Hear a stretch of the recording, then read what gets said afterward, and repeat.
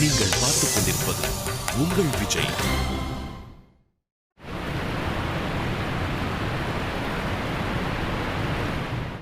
தேவ சிற்பியாக விளங்கும் விஸ்வகர்மா பாண்டுவின் புதல்வர்களுக்காக இந்திரபிரஸ்த நகரத்தை நிர்மாணித்தார் அரசே.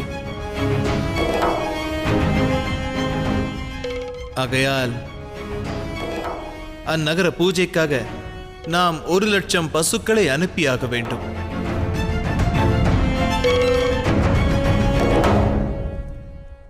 ஏன் உனது குரலில் ஒரு சந்தேக துவனி வெளிப்படுகிறது மகாமந்திரி?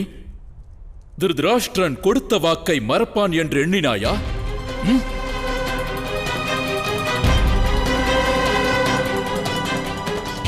இது சந்தேகம் அல்ல அண்ணா.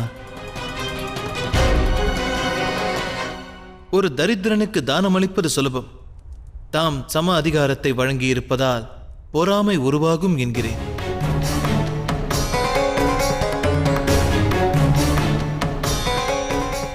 நான் அச்சம் கொள்வது யுவராஜன் துரியோதனனை எண்ணியே அரசே. மகாமந்திரி, துரியோதனன் ஒரு மாவீரனாவான். அதோடு தர்ம வழியிலும் நடப்பவன். மகாமந்திரி விதுரரே, கொடுத்த வாக்கை அவன் நிச்சயம் நிறைவேற்றுவான் பிதாமகரே. ஆனால் மகாமந்திரியான தாங்கள் ஆணையிட்டால் அஸ்தினாபுரத்தின் அனைத்து பசுக்களோடு கஜானாவின் செல்வங்களையும் யுதிஷ்டன் நிர்மாணித்த இந்திரபிரஸ்தத்திற்கு நாம் நிச்சயம் அனுப்பலாம். தாம் தந்திர உரையாற்றுகிறீர்கள் காந்தார அரசே. இது தந்திர உரை அல்ல மகாமந்திரி. தாங்கள் அவ்வாறு எண்ணக்கூடாது. ஒரு ராஜ்யத்தின் உண்மையான ஆஸ்தி அந்த ராஜ்யத்தின் பசுக்களும் கஜானாவில் உள்ள செல்வங்களும் மட்டுமல்ல. ராஜ்யத்தின் உண்மையான ஆஸ்தி அதனுடைய பிரஜைகளே ஆவர். அதை துரியோதனனும் நன்கு அறிவான். ஆனால் பிரச்சனை யாதெனில், எனது மருமகன் ராஜ்யத்தின் ஆஸ்தியிலிருந்து 1,00,000 ஸ்வர்ண முத்திரைகளை வழங்குவான். அதோடு 1,00,000 பசுக்களையும் வழங்குவான். தன்னுடைய ஆஸ்தியை வழங்கி பாண்டவர்களை செழிப்பாக்க முயல்வான். ஆனால் தனது ராஜ்யத்தின் உண்மையான ஆஸ்தியை எவ்வாறு என்னுடைய மருமகன் திரும்பப் பெறுவான்? அஸ்தினாபுரத்தின் பிரஜைகள் இன்றளவும் கடின உழைப்பினால் தன்னுடைய அரசரை பேணி காக்கின்றனர் காந்தார அரசே. அப்பணி என்றும் தொடரும். அப்படி என்றால் அஸ்தினாபுரத்தின் பிரஜைகள் அனைவரும் பாண்டவர் வாழும் நகருக்கு சென்று தஞ்சம் அடைவது தவறான விஷயம் அல்லவா? போதும், இதைத்தான் அறிய எண்ணினேன் மகாமந்திரி.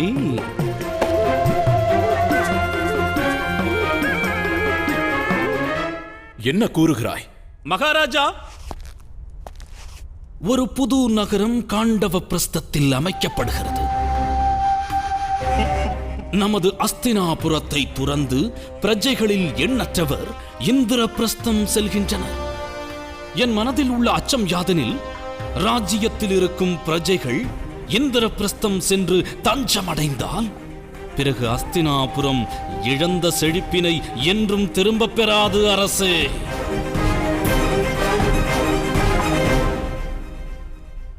அவ்வாறு ஒரு நிலை ஏற்பட்டால் நம் மகாமந்திரி என்ன செய்வார்? பாகன் தான் வளர்க்கும் யானைக்கு அன்பினால் அங்குசம் இடுவான் காந்தார அரசே. ஆகையினால் அந்த யானையானது பாகனை விட்டு பிரியாது அவனோடு இருக்கும். துரியோதனனும் தன் பிரஜைகளிடத்தில் அன்பினால் அங்குசம் இட வேண்டும். உண்மைதான் கங்கை மைந்தரே, உண்மைதான்.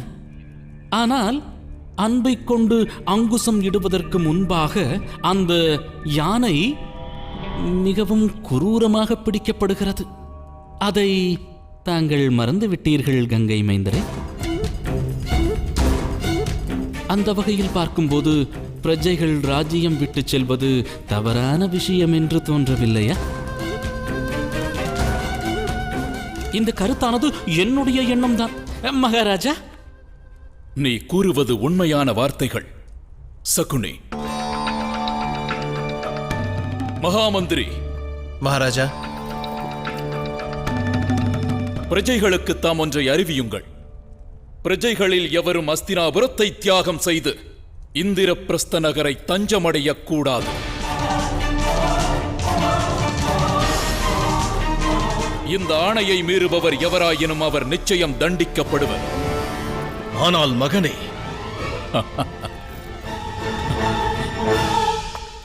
பிதாமகரே, இந்த ஆணையை முதலில் தாமே பின்பற்ற வேண்டியவர்.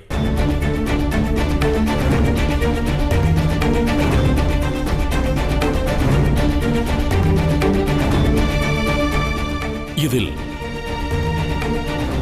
தமக்கு ஆட்சேபனை ஒன்றுமில்லையே?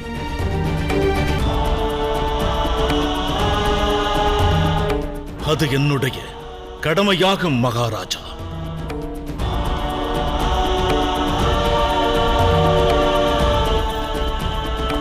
மகாராஜா, எறும்பை கொல்ல ஈட்டியை எடுக்க வேண்டிய அவசியம் இல்லையே. கங்கை மைந்தர் பீஷ்மரை தாங்கள் எதற்காக அரசே வேதனைப்படுத்துகிறீர்கள்? இந்நகரை விட்டு வெளியேறுபவர்களை தடுத்து நிறுத்து என எனக்கு ஆணையிட்டால் ஆணையை நிறைவேற்ற கர்ணனை அனுப்புகிறேன்.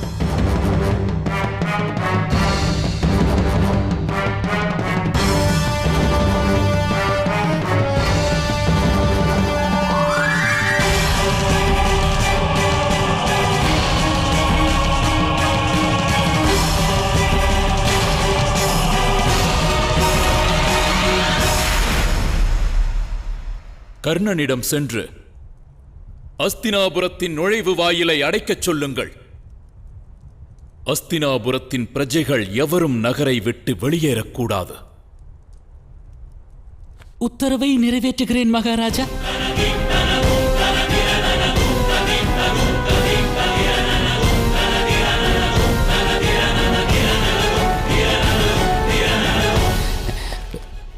புறப்படுகிறேன்.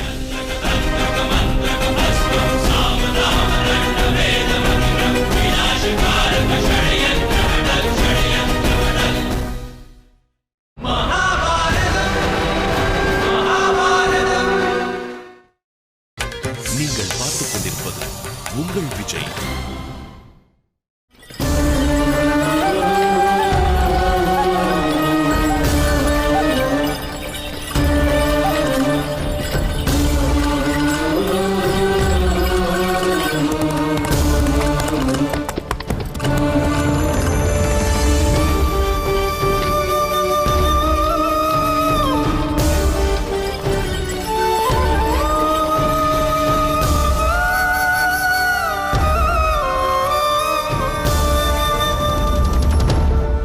வாயிலை அடையுங்கள்.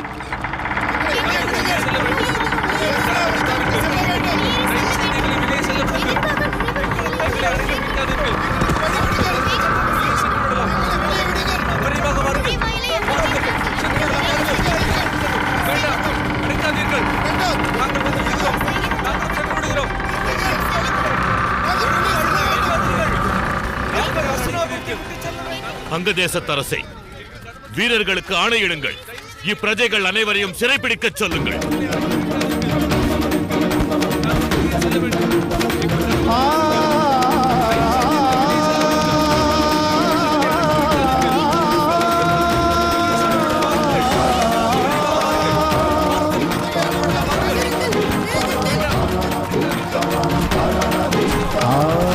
நமது பிரஜைகள் நகரை விட்டு வெளியேறுகின்றனர்.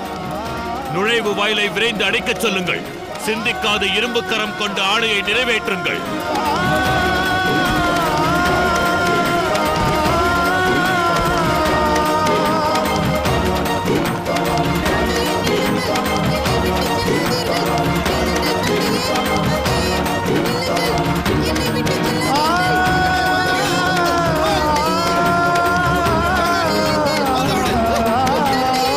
பங்கு தேசத்தரசே, சற்று பொறு துச்சாதனா.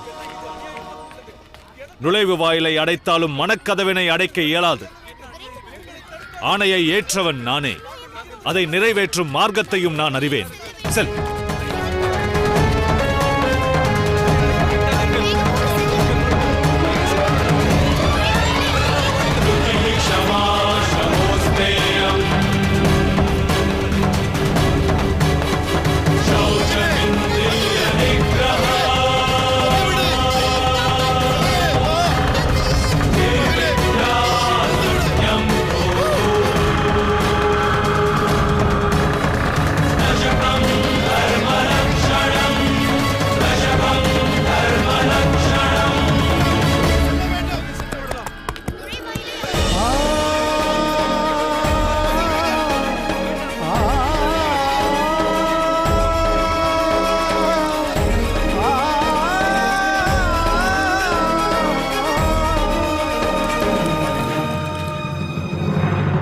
சற்று அமைதியாக இருங்கள், அமைதியாக இருங்கள். அனைவரும் சற்று அமைதியாக இருங்கள். எவருக்கும் இந்நகரை விட்டுச் செல்வதற்கு அனுமதி இல்லை. அரசருடைய ஆணையை மீறி எவரேனும் இந்த நகரை விட்டு வெளியே செல்வதற்கு முயற்சித்தால் அவர்கள் சிறை பிடிக்கப்படுவார்கள்.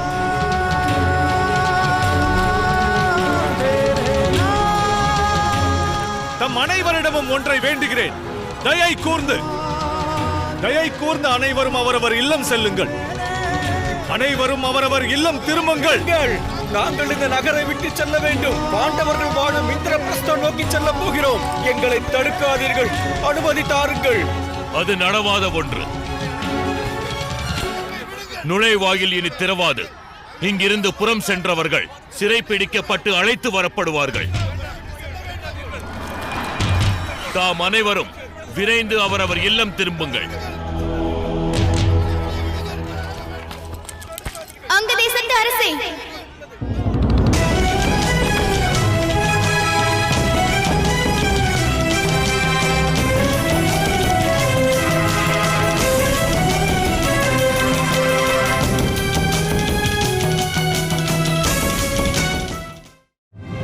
விஷாலி, நீயும் இந்நகரினை துறந்து செல்லப் போகிறாயா? நான் என் தந்தையோடு ஏற்கனவே புறப்பட்டவள். விதிவசத்தால் மீண்டும் இவ்விடம் வந்தேன். என்னை ஈன்றவர் அங்கிருக்கிறார் அரசே. அவர் உயிரோடு இருக்கிறார். எனக்கு அனுமதி தாருங்கள். என்னோடு இருக்கின்ற இவர்களின் குடும்பத்தவர்கள் வாயிலின் மறுபுறம் உள்ளனர். குடும்பத்தவரை பிரிக்கும் ஆணையை ஏன் பிறப்பிக்கின்றீர்கள்?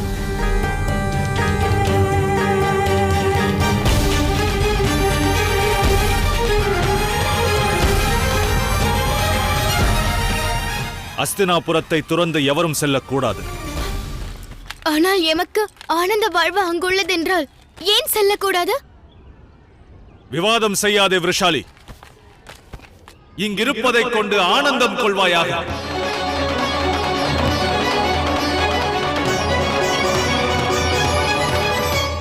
சில காலம் முன்னால் இருப்பதைக் கொண்டு ஆனந்தம் கொள்ளாமல் சுகத்தை தருகின்ற நல் வாழ்வினை தேடி தாம் புறப்படவில்லையா அங்கதேசத்து அரசே?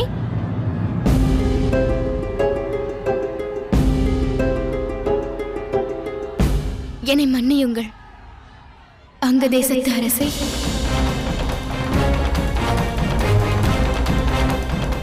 ஆனால் கிரீடமானது எவருடைய சிரசை அலங்கரிக்கின்றதோ அவர்களின் மனமானது மாறிவிடும் என்று என் தந்தை கூறினார்.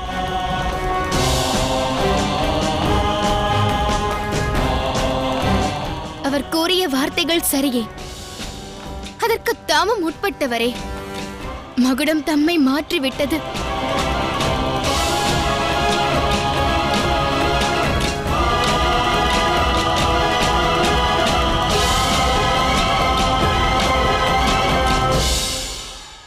என்னை மன்னியுங்கள் அரசே. இவ்வாசல் வழியாக நான் புறம் செல்லத்தான் வேண்டும்.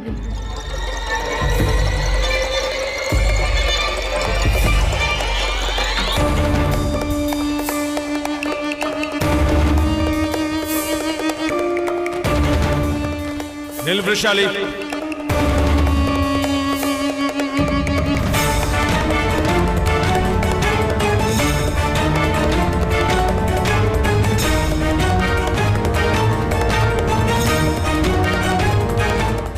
அங்கதேசத்து அரசே, இக்கன்னிகை இவ்விடம் விட்டு சென்றால் மற்றவர்களை தடுக்க இயலாது.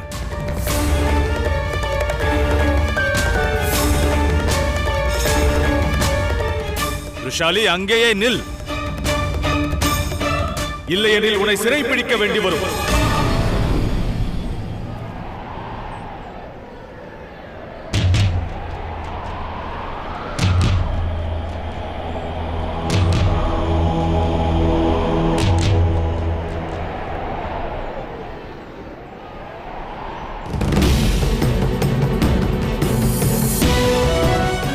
வீரர்களே,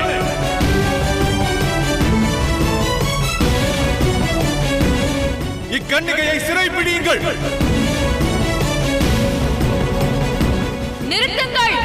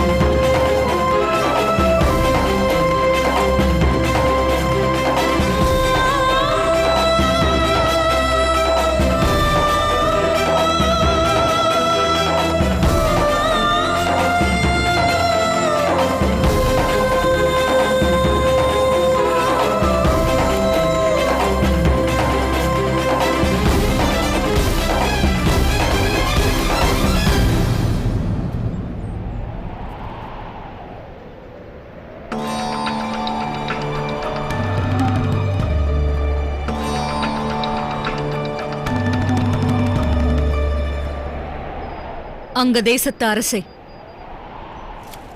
தம்மை தம்முடைய தாய் தியாகம் செய்ததாக கூறினீர்கள். தாம் தமது தாயை தியாகம் செய்யவில்லையே?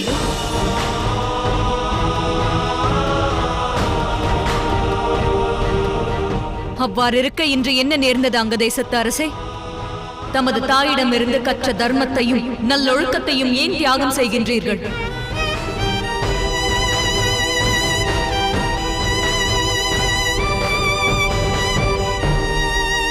அங்கதேசத்து அரசே, இந்த கன்னிகை தங்களிடத்தில் அதர்மமானது இதயத்தில் இல்லை, ஒருவருடைய மகுடத்தில் உள்ளதென்றால்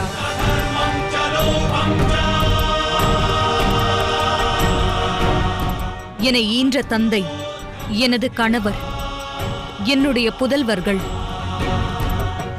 அனைவரும் மகுடம் சூடியவர்கள்தான். அவர்கள் அதர்ம வழியை தேர்ந்தெடுக்கவில்லை. இக்கன்னிகையுடைய வேண்டுதலை உதாசீனம் செய்து விடாதீர்கள்.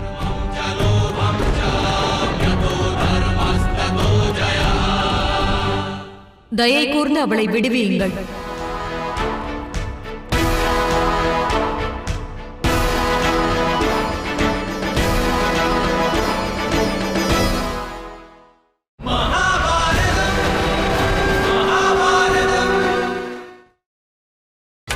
நீங்கள் பார்த்துக் கொண்டிருப்பது உங்கள் விஜய். விடுவியுங்கள் இந்த கன்னிகையை.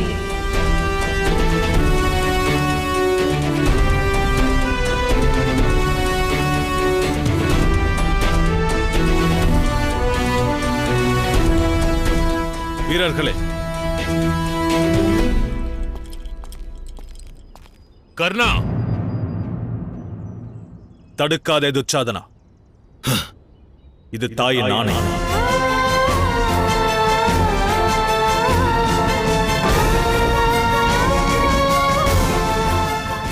மாதா குந்தி,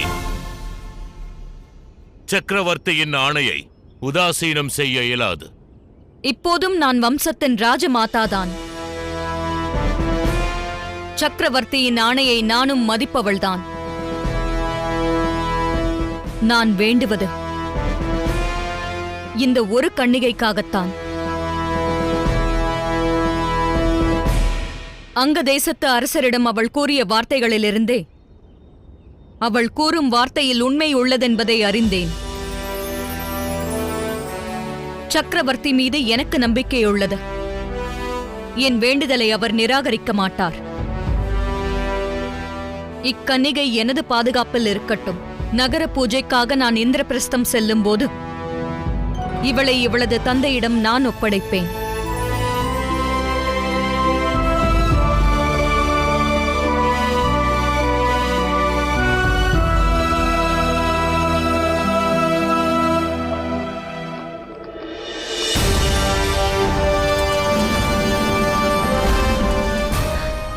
அங்கதேசத்து அரசே, அதர்மமானது மகுடத்திலும் அல்ல, மகுடம் கொள்ளும் ஆசையில் உள்ளது.